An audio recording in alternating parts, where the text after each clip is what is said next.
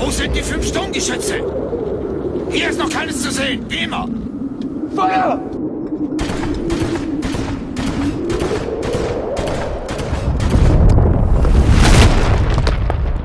Welcome back to Lessons from the Front, and today Wei Lun and I are heading into the frozen forest of the Ardennes in December 1944 as we recreate the desperate fighting around the Belgian town of St Vith during the opening days of the Battle of the Bulge.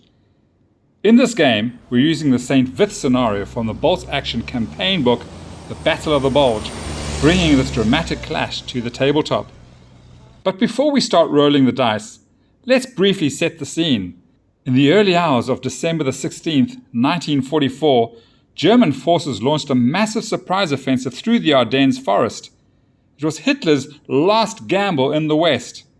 The plan was to break through the thinly held American lines, seize key road networks, and push all the way to Antwerp, splitting the Allied armies in two. One of the most important objectives in this plan was the small Belgian town of St Vith. Despite its modest size, St Vith was a crucial road and rail hub where several major routes converged. Whoever controlled the town controlled movement through this part of the Ardennes, making it vital for the German advance. However, the German timetable quickly began to slip. American forces, including elements of the 106th Infantry Division and units of the Combat Command B of the 7th Armored Division, formed a defensive line around the town. Let's go, man. Though often outnumbered and under heavy pressure, they fought stubbornly for several days, disrupting German advance at a critical moment in the campaign. Though the Americans eventually withdrew from St Vith on December the 21st, their resistance helped slow the offensive and bought valuable time for the Allied response. In today's game, I'll be commanding the German attackers, while Wei Lun leads the American defenders. For the Germans to win, we decided up front that I must either capture and hold both road junctions in the town, or push 3 units all the way across the battlefield and off the American table edge.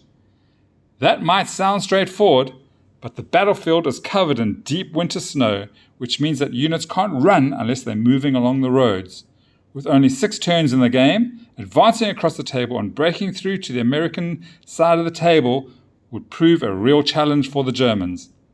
Wei Lun's job is to hold the crossroads and prevent the Germans from breaking through before time runs out. So the question is, can my German attack capture the vital crossroads of St Vith, or can I push 3 units off Wei Lun's table edge? Or will the American defenders once again delay the offensive? Let's head to the table now and find out. Right, so Wei Lun's got 4 platoons. A rifle platoon here. It's got 4 sections and a commander.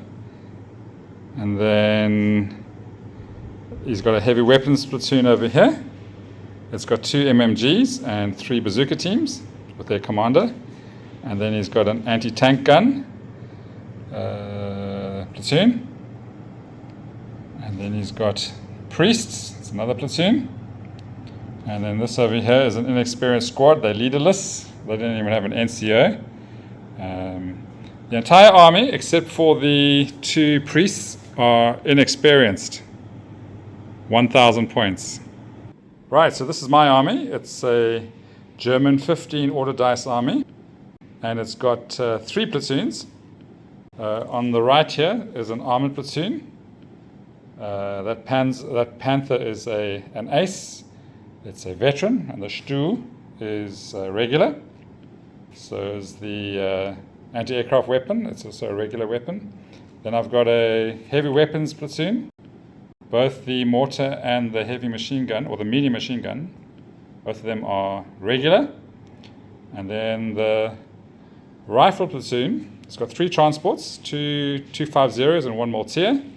Those 3 vehicles are regular. And then as for the infantry, the 2 platoons, the 2 squads on the left are regular. They've got an LMG each. And then the 3 small 5-man squads, 2 are armed with SMGs, 1 with assault rifle. They're all veterans. And then the sniper team over here is veteran. Wei Lun was permitted to deploy up to half of his American forces in prepared positions between 12 and 24 inches from the western table edge. He committed almost everything to the table from the start, holding back only his priests and a single leaderless squad. My Germans, by contrast, began entirely off-table, and I opted to bring the full force on in the first wave. As expected, Wei Lun anchored his defense around the objectives, placing a 57mm anti-tank gun at each crossroads. Given the strength of the American position and their advantage in prepared defenses, my plan was to fix his forces on my left with minimal units while pushing hard on my right in an attempt to break through to the table edge. Trying to seize both objectives felt like a little bit of a stretch for me within 6 turns. For preliminary bombardment, anything but a 1. Okay. Oh, that was a 3. Bombardment's coming in.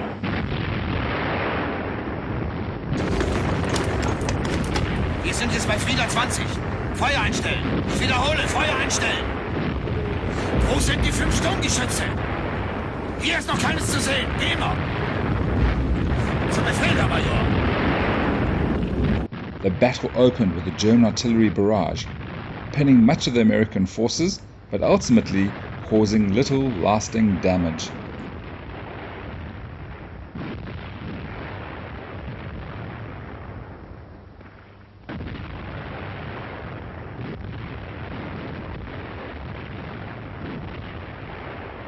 So the first order dice of the game. It's American. Wei Lun wasted no time. Both 57mm anti-tank guns went straight onto ambush. So he got the first order dice and he snapped 2 with his commander, and he's putting, very cleverly, both of the anti-tank guns on ambush, making any advance down those roads immediately dangerous. I used the turn to set up a push on the center, massing my 2 SD KFZ 250s and the Flak 37 flatbed in the woods, with the Stu in close support. Even as heavy armor arrived, Wei Lun stayed disciplined. The Stu fired, but its 10.5cm round sailed wide, doing no damage. Wei Lun had MMGs covering both approaches, and the one on my right quickly made its presence felt, eliminating my mortar observer team and forcing that mortar on my left to advance blindly through the woods. They wouldn't come into play until turn 3. On my right, I tried to draw out that ambush. The Maltier pushed up the road toward the 57mm, acting as bait, but Wei Lun held his nerve, waiting for a better target. That hesitation did cost him, though. The rifle squad inside dismounted and assaulted the building, jumping out of the truck, clearing out that MMG team that had taken out my observer. There's a battered MMG team in there. That would be a run move, wouldn't it? When the Panther finally rolled on, the ambush was sprung, but the 57mm round bounced harmlessly off its thick armor. In return, the Panther struck back, knocking out the crewman and stacking pins on the gun. Feuer! Pressure that only increased as my final squad arrived and added LMG fire. Much of Wei Lun's first turn was spent rallying units pinned by that opening bombardment, as both sides braced for the fight to escalate and for turn 2 to start. Wanting to spring my attack from the woods this turn, I did my best to soften Wei Lun's 11-man squad in that central building, firing all available units that were not going to participate in the attack at that inexperienced squad.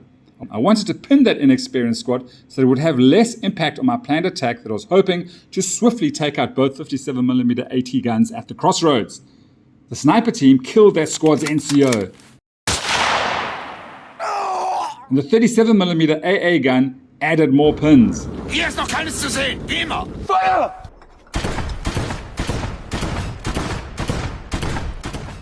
Wei Lun, sensing trouble brewing in the central wood on my edge of the table, advanced a bazooka team to the stone wall on the outskirts of St Vith and fired a shaped charge at the closest 250 half-track in the woods. Fortunately for me, the shot missed, allowing me to activate my plan. Both half-tracks lurched forward, unloading their 5-man squads armed with automatic weapons. Wo sind die 5 Sturmgeschütze? Hier ist noch keines zu sehen. Squad on the right mowed the crew of the one AT gun down at point-blank range, but the other squad was unable to eliminate that bazooka team that stood in the path between my squad and that second 80 gun. Even at close range, I was only able to kill one of the two-man bazooka team because it saved its morale check due to all Americans having that fanatic rule in response to the historical word that got round that the Germans were killing POWs from that event that took place in Malmedy. It was also Wei Lun's well-placed company commander that helped stiffen resistance, adding great resolve to all order and morale checks in the town from a central position on the second story of a shop. Wei Lun responded to his 80 crew having me killed by bringing out the full weight of another 11-man squad to bear on my squad at point-blank range, wiping out that 5-man team as it stood in the open at the crossroads. Wei Lun also brought another bazooka team forward through the woods where it had been hiding behind to take a shot at my Panther. That shot also missed, which led to my Panther advancing and eliminating that team. Elsewhere, Wei Lun made a determined attempt to take back that building, which one of my regular squads had taken from an American MG team at close assault during turn 1. This is the end. Let's go! Over the top! I also moved my blind mortar team forward to a position where it had a line of sight on the MMG team on my left, hoping to relieve pressure in case I made an assault against the second 80 gun at the other crossroads. I also advanced my stew forward to add support to the attack, and Wei Lun brought his 2 priests onto the table from reserve, one of which failed in his attempt to knock out my Panther. Wei Lun, still holding the initiative with a number of order dice, ended turn 2 by moving troops from the south of St Vith towards the town centre, bringing the southern crossroads firmly under his control, and then that bazooka team, reduced to a single man behind the stone wall, destroyed one of my 250 half-tracks. The battle was hanging in the balance, with the Yanks in control of the town and the Germans beginning to gain ground to the north of the town. I drew the first order dice for turn 3 and chose to keep the momentum going, pushing into the woods where a third bazooka team was lying in wait. It was a risk. Leaving them alive could spell disaster for the Panther, but I couldn't afford to slow down. I needed to open that road up. Fortune favored the bold. The bazooka team was wiped out. Then came a series of pivotal moments. I pulled the Maltier back to pick up a grenadier squad for a dash toward the American table edge, but Wei Lun's priest found his mark and destroyed it. A second priest moved in for a point-blank shot at the Panther and missed, leaving the Big Cat family firmly in control of the northern flank.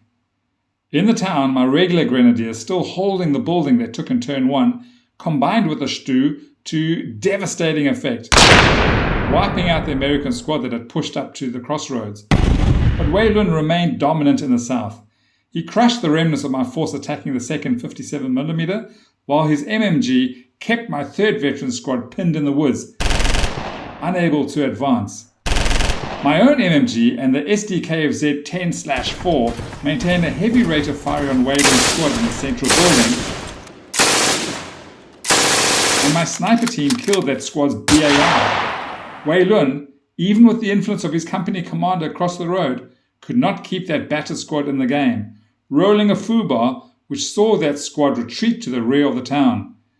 With my Maltier in flames, I ended turn 3 using 2 pivots to bring my surviving 250 onto the road, loading the single-man heavy weapons platoon commander and the remnants of a grenadier squad meant for the Maltier into the 250.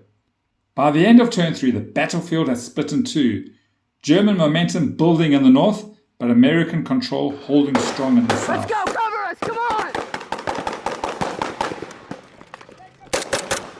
Wei Lun opened turn 4 aggressively, swinging a priest around for a point-blank side shot on my Panther. Needing a 5, the round just missed, just failing to find its mark.